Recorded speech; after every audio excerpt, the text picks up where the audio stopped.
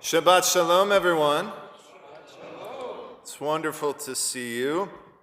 This morning, I'd like to talk about my favorite athlete, which might sound puzzling to some of you because I've talked at length before about how I'm not so crazy about sports, but this athlete was so awesome, so big, so larger than life that I feel like he's worth noting. I'm talking, of course, about Andre the Giant. Standing at 7 feet 4 inches tall and weighing in at over 500 pounds, Andre René Roussimoff was a French wrestler who dominated the international wrestling scene in the 70s and 80s. And in addition to this, he was also a popular entertainer, and he starred in a myriad of television, commercials, shows, and even Hollywood films.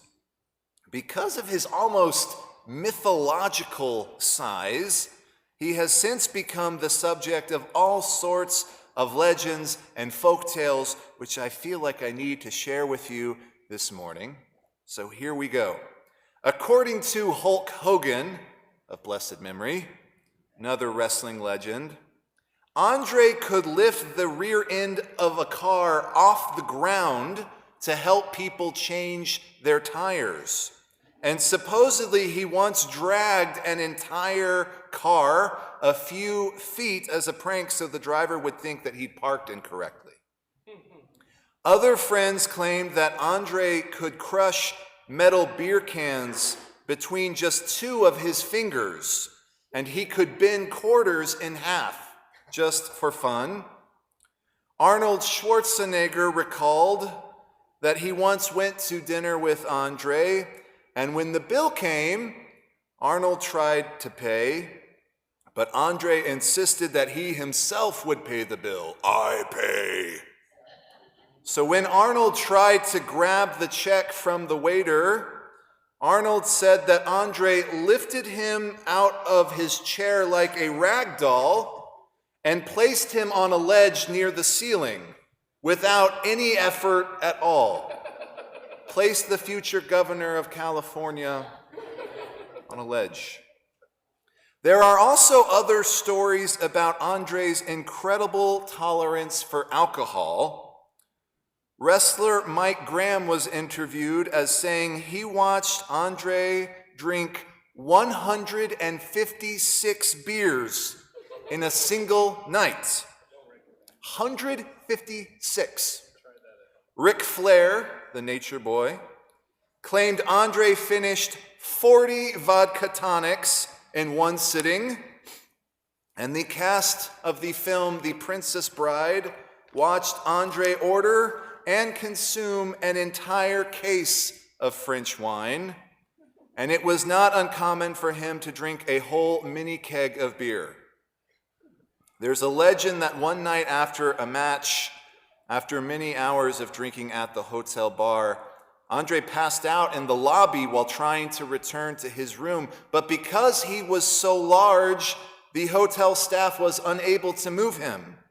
So they just let this enormous man sleep it off on the floor near the elevator until he woke up and moved himself. What else were they going to do?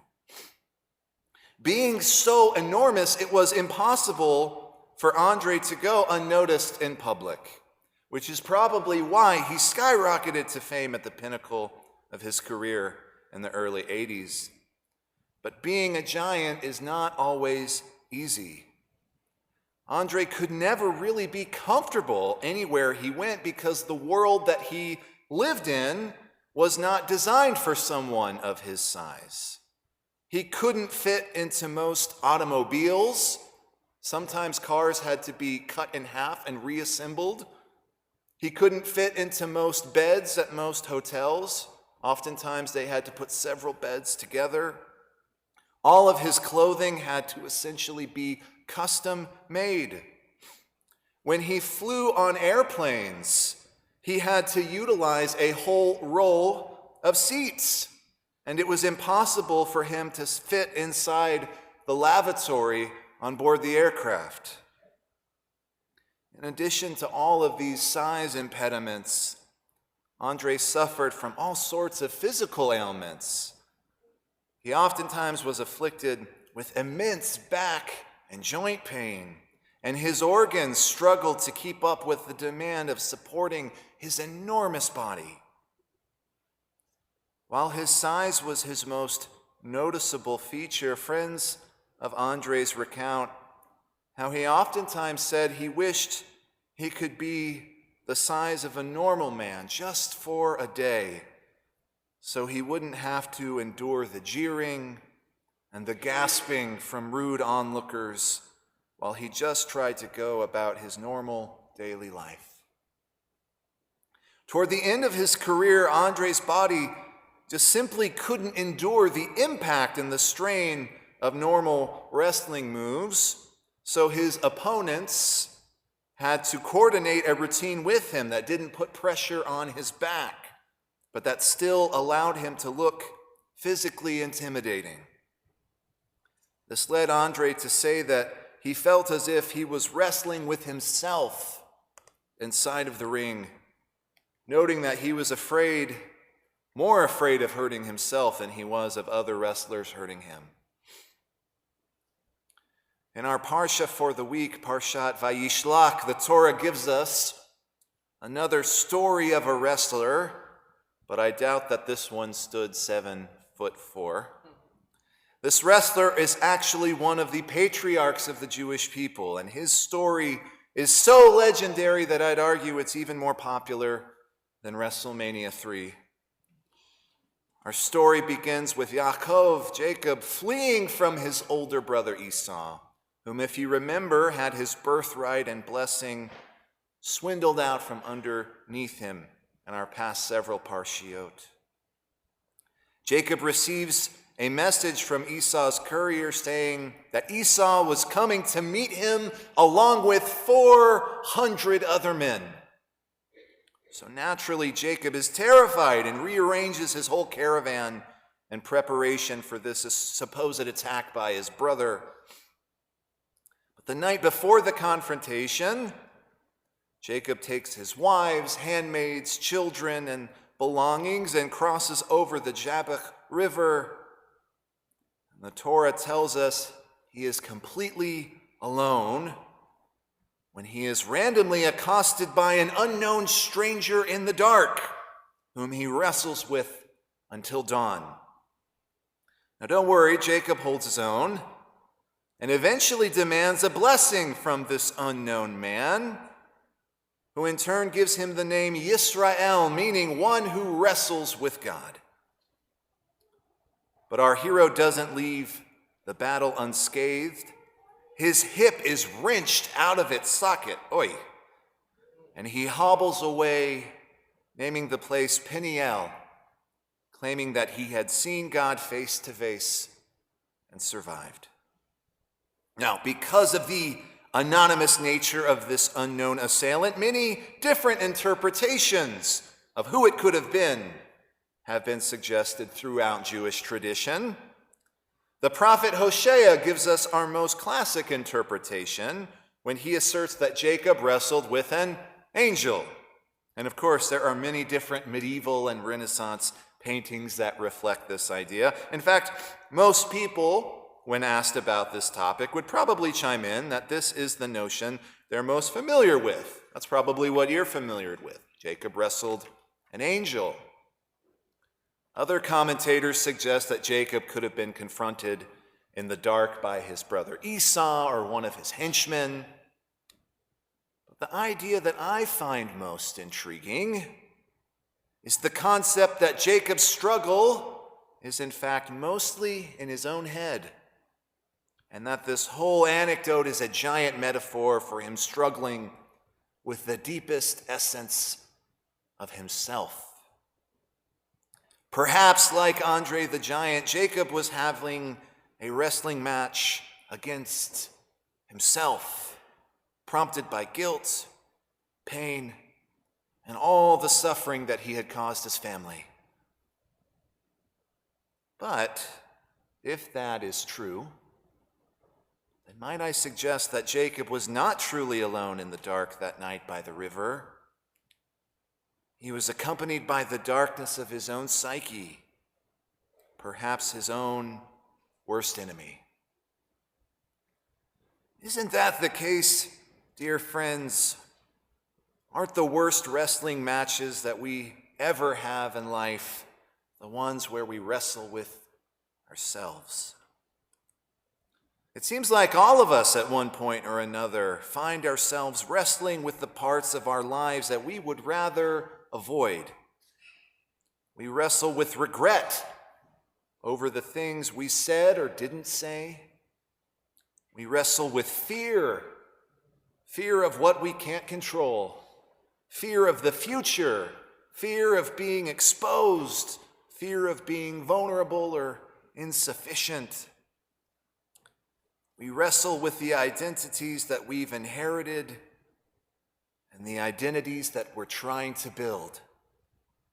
And sometimes, like Jacob, we wrestle with the truth of who we are and the truth of who we want to become.